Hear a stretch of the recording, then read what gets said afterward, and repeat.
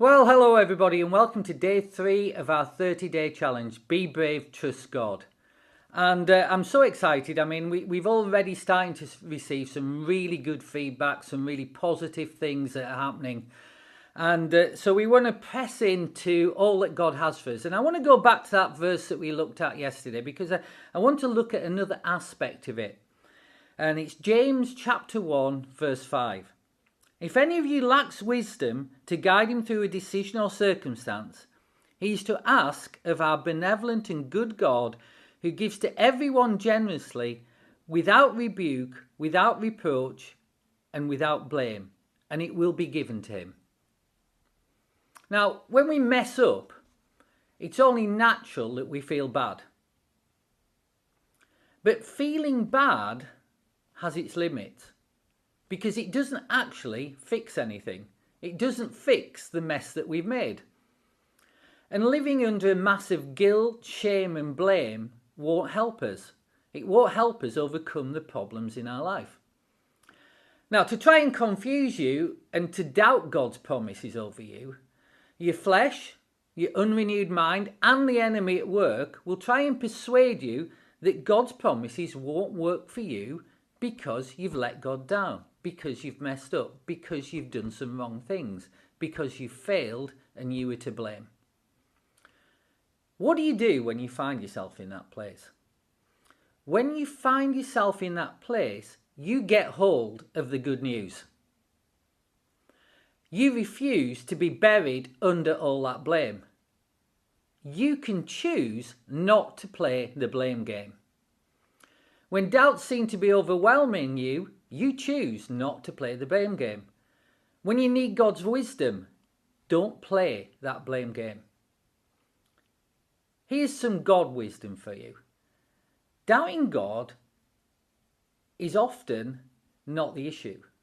Self-doubt is often the issue. Because most of us believe that God can do it. God can do what you need. But the problem comes when we ask ourselves the question, but will he do it for me? Will he do it in my life?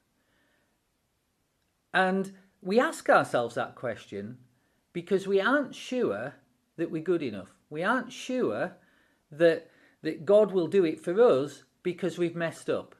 We've let him down, or we've not done enough. Here's the point. Doubts will always come.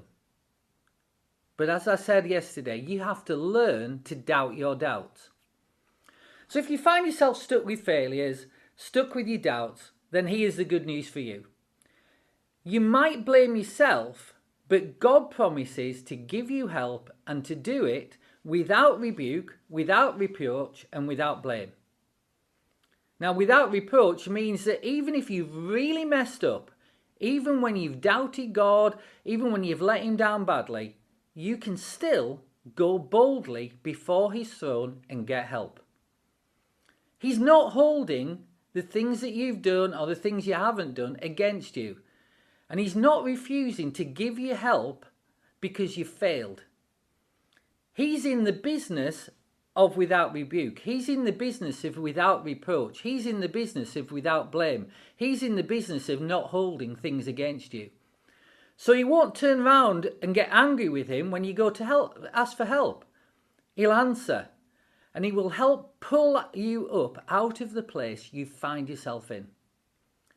So instead of running from God when we mess up or being embarrassed by our failings, he's asking us to face up to him. He's asking you to face up to him, go to him, be real, be open, be honest, tell him your struggles, tell him your messes, and he's going to help you.